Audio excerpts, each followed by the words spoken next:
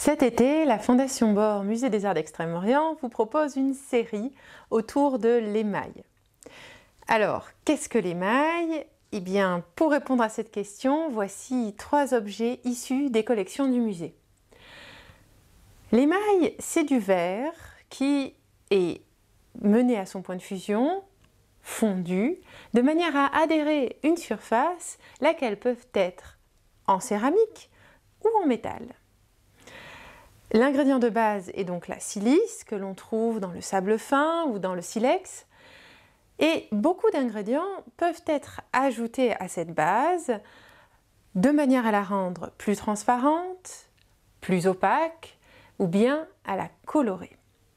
Ce premier exemple vous montre l'utilisation d'émaux translucides colorés sur céramique.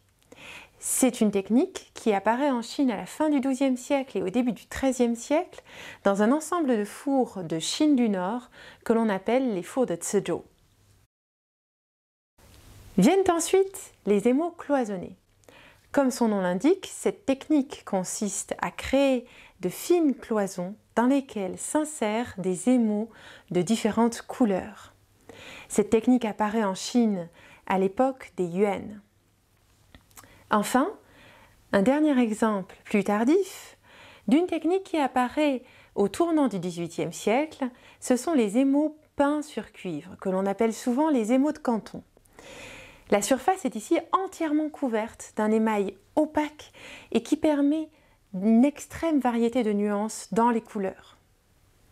Voici très brièvement les différents supports sur lesquels peuvent s'appliquer les émaux en Chine. Les prochaines publications vous permettront d'approfondir chacune de ces techniques. Alors, à très bientôt sur nos réseaux.